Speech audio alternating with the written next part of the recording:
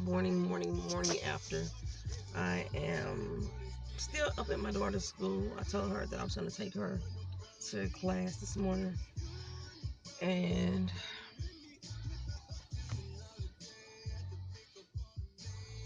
um, yeah, so she told me to be here 8:40. It's 8:48. She still ain't came down. She's so like my mother in this aspect. I tell them certain time, or they tell me to be somewhere at a certain time, and if I'm there, they're nowhere to be found. So yeah, still waiting on her. So she got her damn ride to class, and she probably still gonna be late because she still ain't come out the building. She trying to figure out if it's sweater weather. I don't know. I don't get as cool as she does sometimes. So to me, this weather is nice. It may be cold for her, but she need to come on. I'm tired. I need to go back to this cheap ass hotel and lay back down. Um, she they didn't give me a blanket last night, so yeah, I don't know. I'm gonna go back and make sure I let them know that I didn't have a blanket. You know, because I noticed that some of the rooms I passed when I walked out did, and I don't need these bastards trying to charge me for missing blankets. All right.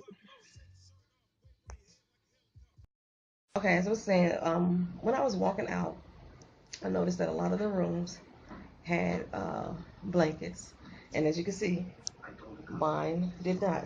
So I went and got my own blanket. Um, I just stopped up at the front desk to let them know that I did not have a blanket, and he was like, "Oh, well, I can give you a blanket right now. It's now 9:30 in the morning. Checkout is 11. The fuck I need the blanket right now for? You should have been offering me some type of compensation for the fact that I didn't have a blanket to sleep under, but I wasn't sleeping under these sheets anyway because there was no blanket. So it made me think that they didn't change the sheets. And then you heard rumors about hotels that sometimes just pull the covers back up if the bed looks untouched. I think that's what they did here because my bed looks untouched as if it didn't look like it was really made. But there's no effing blanket. It's really weird. I don't know. Maybe this room wasn't equipped with a blanket. I don't know. But I just know that I didn't. They don't. I need to be charged. They only charged me for that shit. That's the one thing I didn't know. I went and talked to the dude up front. So he offered me an apology. But I know he better not fucking try to charge me for not having a blanket in his bed. Like, I don't know. I'm just going ahead and rest here for like another hour, maybe. And then I'll get up and head back to St. Louis. But, um, I think I kind of came out here to really say that I can't really, because I have to, like, that's weird. Anyway, so, traveling. I don't even know how I'm going to get to this topic, but this room right here is a prime example of why I cannot couch surf or do Airbnbs where I'm staying in other people's homes. Because this room is not even disgusting looking. It just has a feel to it that doesn't feel quite right. And like I said, I couldn't even sleep under the covers. And I don't want to be uncomfortable like that during my travel. So I usually try to book hotels. Um, man, so this is why I cannot travel on these travelers be out here saying that they could go travel for like $1,200 a year because they couch surf and stay in people's houses for free and on people's couches.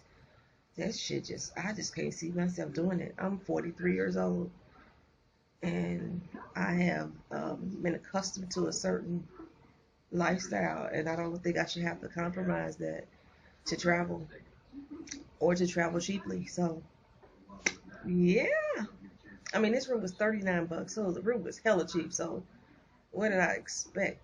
I at least expected a blanket. That's what I expected. All right, so I'm about to head back to St. Louis, like I said, in about an hour. Then I'll hopefully be able to cut and clip these videos together.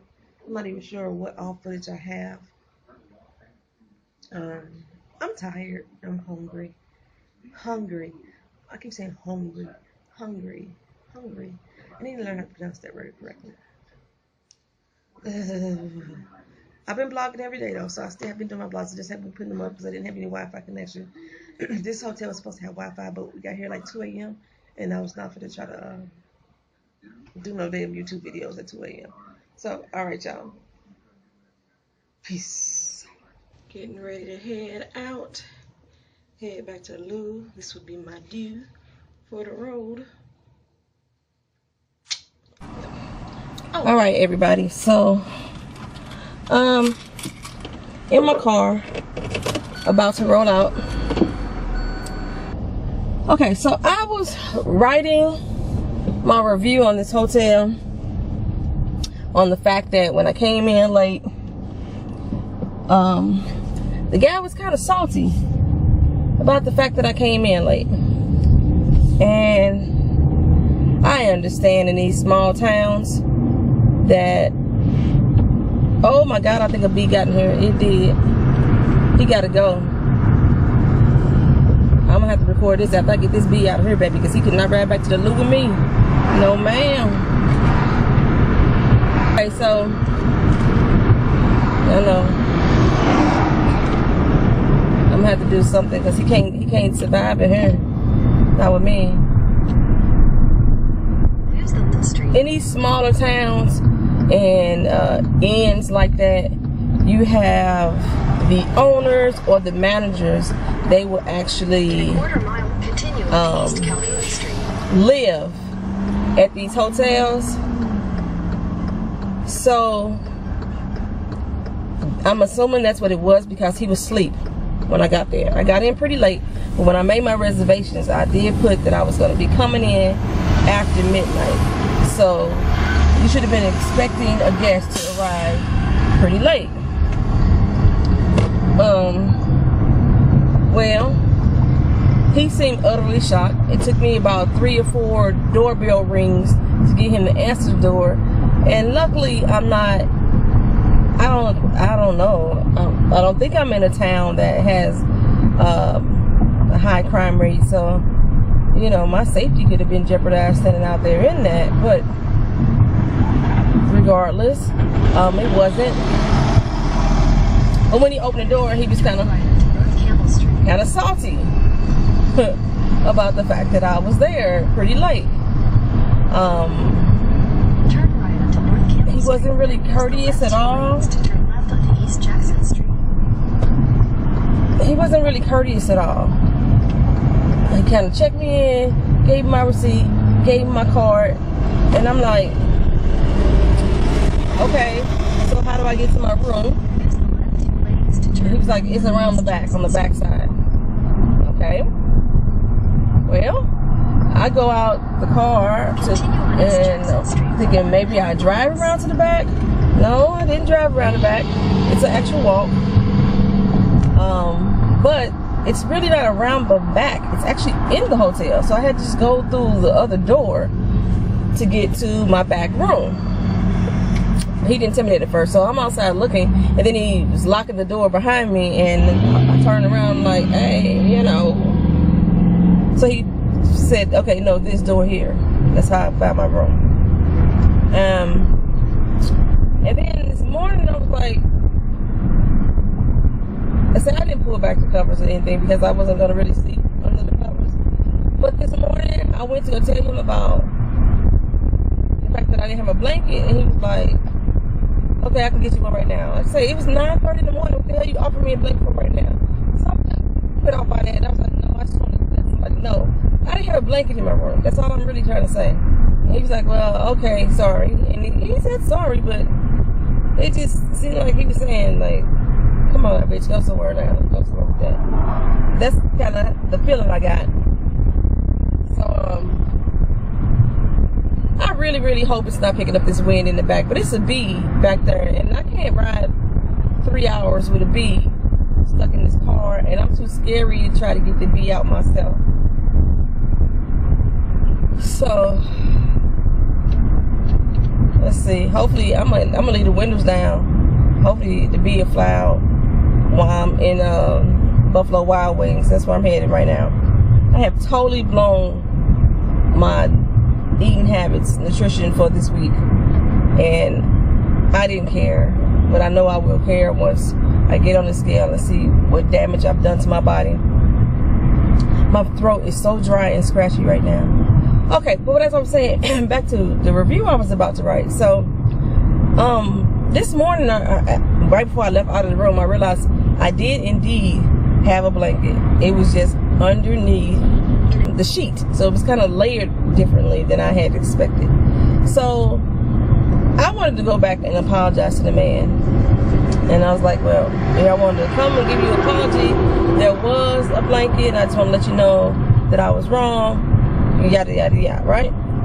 So turn left, then turn left. While I'm coming up to check out, and he was like, before I even really offered that apology, he came out and he said he wanted to apologize to me. Turn left. He said he got back to his room and he thought to himself, why did he treat his sister the way that he did? And turn left, he's I would probably say Indian. And I love the fact that he called me his sister. Will be on the left. Because we your destination is on the left. So many of us don't. So many Indian natives, and this is like not Indian, speaking of like Indian in America, like from India Indians. They don't really consider us sisters and brothers. Some of them don't even. I've been called nigger by a bunch of them in my travels, so that was kind of shocking and amazing. Now, ones that I meet here at home in St. Louis, I don't have that same feeling. Some of them were kind of standoffish, and some of them were just cool. But I never got like the disrespect I have gotten by Indians when I travel. So him to say that he was my brother, I was warmed by that, and he offered up the most sincere apology of how he felt that he disrespected me upon check-in, and how he kind of like blew me off when I came to complain about the blanket. So I'm not sure exactly when he had this one-on-one with himself, but he said he had he thought it over to himself, like, why is he treating me like this? And he wanted to apologize. I thought that was sincere. So now I gotta like rewrite my review, because I thought that was really heartwarming, and because like I said, he offered up this apology before I even gave him my apology for being wrong about the blanket. So yeah, I thought that was pretty cool. I probably wouldn't stay there again though, because I did feel kind of weird in the hotel, weirded out by it. It just seemed. But he gave me this bottle of water. Needed that. So I'm gonna leave my windows down. So I need to take my camera down. I don't want anybody reaching in here, but I want the damn bee to fly out. Hopefully another one doesn't fly in while I'm in Buffalo Wild Wings. Yeah, y'all. All right. I'm leaving. I'm dropping my daughter off at her college this morning. I'm recording on several different devices, so hopefully I can get some good footage. I noticed that the sun is not, I don't have the best light where I have the camera at right now, but oh well. So this way I could record and drive at the same time. Yes. So I don't know what speed limit is in the little town I'm in, because some of these speeds drop down to like 30 miles an hour. I don't need to be getting pulled over out here in Timbuktu. Never land. Yeah, I got my little Hiawatha Pocahontas braids going on today. That's how I'm feeling because my hair was all over my head this morning. If you see me in the other clip of a video, so hopefully I can clip these videos together. I always talk about that, and I try not to, because I always got to edit that part out because it sounds like I'm repeating myself. I am repeating myself. That's exactly what's going on. But so let me give you a small little update on ATL, shawty. So on the way to Atlanta,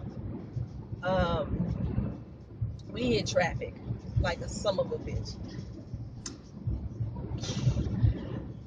Usually it would take me 7.5 hours to drive from St. Louis to Atlanta. It took us over 10 hours to get there, and that's not including the time when we stopped for gas. So I mean drive time over 10 hours.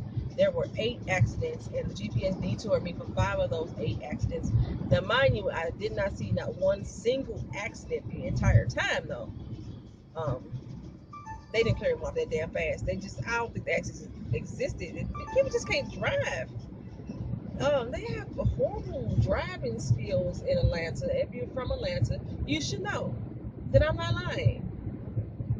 People tailgate, just ridiculous. I mean, it could be 2 open lanes, one to the left of you, one to the right of you. They will ride up on your bumper in your lane before they decide to switch to one of those other 2 lanes. Like, why for? I can see if I'm in the fast lane and you're trying to get me to move, which I don't play musical lanes for people, so I'm not gonna move. But yeah, that's annoying. That's why they have accidents like they do. But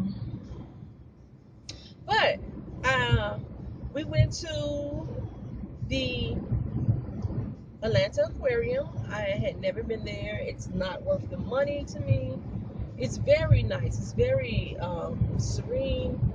It's a lot of aqua life to see, but $40 a ticket is fucking ridiculous. Now, luckily, I saw online that they had discounted rates, so I was able to get a discounted ticket for $25. I still think $25 is too high. Maybe I'm spoiled because coming from St. Louis, you can go through our zoo and see some of the same sites, maybe not in its mass quantity, but it's cheaper because I didn't see anything in there other than walking through to look at the fish and stuff. If there was supposed to be rides of some sort, I didn't see any of that stuff. There's a lot of things for younger kids to do, so that was good. They young kids were able to get their thing on. $40 is a lot. If you were able to do a combo pack for like $55, you can go to 2 different little things. You can go to CNN building and do a tour. You can go Coca-Cola, do a tour, or you can go to, I don't think the Civil Rights History Museum was part of that combo pack, but the Civil Rights History Museum and the zoo, all of that was right there in the same little area. So I got some nice photos from that. I even got some nice photos inside the aquarium. Like I said, there was some aqua life in there that I had never seen before. It was fascinating, but $40 is too damn much. But since I had never been, I said F it, and I did it anyway. I did get to see my sister, as you can probably see in some of the other clips. I'm not sure if I'm going to make it one whole video or do 3 separate videos. You will see when it's done. So I did get to see her. I did not meet Love Fuller. We did a couple email exchanges. After I sent her the one, I told her I was there and where I was staying, and they hit me up. I didn't hear back from her again. I gave her my phone number, but I gave her my phone number like early on in our email conversation when we first started emailing each other. So she may not have remembered that she had it, but I didn't even hear back from her by email. But you know, people have busy lives. So I didn't get to meet her. My guy friend, I didn't meet up with him either. When I first got in contact with him, or he got in contact with me, because I actually didn't call him at all. When he first got in contact with me to find out if I was in town, he was at his son's football practice.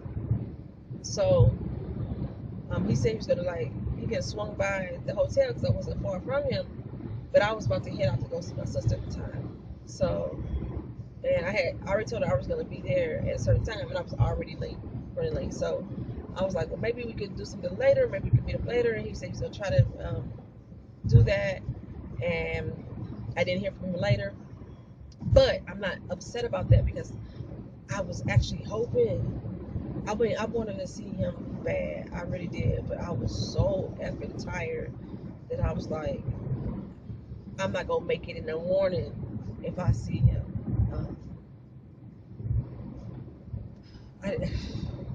So I didn't see him, but I don't know. I'm not upset. I'm disappointed, but I'm not upset about it. I hope he's not upset about it, because he was saying that he really wanted to see me too. And our schedules just didn't sync. It's like, this was such a last minute trip for me. I wasn't planning on going to Atlanta. I was supposed to be in DC, Maryland. I was supposed to be in Maryland, not DC. So, so I didn't see him. I did get to go to my favorite restaurant in all of the United States of America, Bahama Breeze. I love that place. I wish they still had one in St. Louis, but they don't. They did get me on the Cuban bread though. I told them, bro, I needed the Cuban bread because they don't sell it in the Midwest anymore. And he was like, yeah, we still have the Cuban bread because they still had the open brick oven to do it in. And when I got back to my room, it was just a regular old French loaf. It wasn't the Cuban bread. Feelings was hurt by that. So yeah, no Cuban bread for me. I didn't even eat my jerk wings, and there was roti everywhere, but I didn't go get any roti. I have totally blown my diet, nutrition, eating habits for the week. As of Wednesday of last week, I have been eating horribly. Had a binge day. I was like pigging out for an entire day. And after that, I just kind of said, F it. I kind of gave up.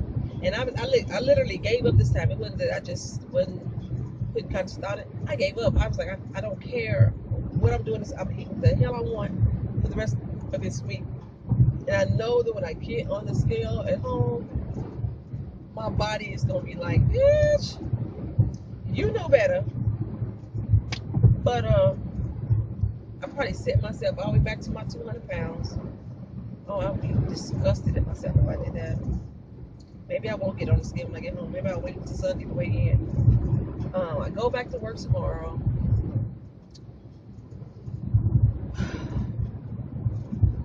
Oh my God, let me tell you, because I've been home already. We got home last night, and my stepson was watching the house, and I think my stepson probably thought that I am nasty as a motherfucker, because when I walked in my door, there was trash everywhere. Everywhere, I tell you, everywhere. I was taking out 2 bags of trash before we went out of town, and I forgot to take them out. I left them sitting in the living room, and I let the dog roam the house. He was coming out to take the dog out to his bathroom break, so I wasn't worried about the dog pooping in the house. This dog tore up those trash bags and ate everything inside that was not paper. Everything inside, because even the cat litter was in those bags, and he ate the litter. And I heard the pit bulls do that, but oh, that was nasty. I was worried about the smell, and I meant to tell my stepson, I meant to ask him, could he take those bags out for me? And I forgot to ask him, and oh Lord, I got home last night. I was too pissed off to record. But y'all should have seen that I was mad. I was so mad that I told that I was ready to leave last night. My daughter, we were gonna actually stay into this morning to 5 o'clock this morning, and then drive her up for class. And then she was like, I think we need to go back tonight. And I was like, you damn right, we need to go back tonight, because I can't stay here in this house with these animals tonight. The dog had tore it up, and the cat was screaming like she had been scared. She was just screaming, and I couldn't figure out why she was screaming. I mean, he had fed her. Her litter wasn't a mess. She had water, and she seen us, so she knew it was us, and she would not stop screaming. And she is the most annoying kitten that I've had in a long time because she requires too much attention. I thought the dog required too much attention when he first got there. No, Kiba the kitten requires so much more attention. It's ridiculous. She's worse than she was when she first got there. We got her in July. In July, I noticed that she was an attention whore then, but she is so much more today. She's so much as today's date. I want to get rid of my cat, and I love her dearly, but I cannot take these sleepless nights of her just coming and screaming at the door because she wants to be rubbed, or walking through the house screaming. She would sit there in front of your face and just she climb up in your lap and she's in your lap, but she wants you to stroke her, and she'll scream more because no, she don't want you to stroke her back. She wants you to stroke her ears. She is an attention whore, and it's working mine. It's stressing me. It is stressing me, baby. But at the same time, the dog, he's lonely, very, very lonely. So our last cat did not like Vito at all. So our last cat, because he had been there for some years by himself, and we bring his dog in, and he's like, no, this is my domain. So he didn't play with Vito. He didn't come around him. They didn't get along. And Kiba is like, she gives no fucks. She gets up on a dog, she smacks him in the face.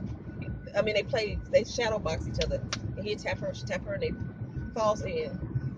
She'd get on his back, she'd sleep on his back, she'd sleep under his paws. He cleans her, he bathes her. They love each other. Oh my God, they love each other. So to take her away from him, they would have a fit. He would go through withdrawals because he's home alone a lot because I'll go to work. And at first I was going to work and school. So he wouldn't see me at all. Now he sees me more, but I'm a loner still, even with the animals. I don't like to be just in the living room with them, chilling with them for a long time. I can do it for a couple hours, and then they irk. So I go to my room and do a lot of things in my room. And even though I'm home alone now, I close my door. So they don't like that. They want me to sit out there with them, and I understand. So I leave the TV on for them sometimes so they can hear a voice, and that actually has helped them a lot. So they listen to TV. Getting blown off the train. Got my music playing. This is my jam. I don't know if you hear it.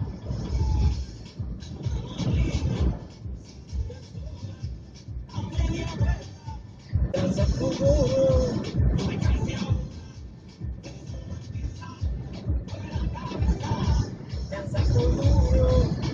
That's my jam. That's my jam. Ooh, got me speeding.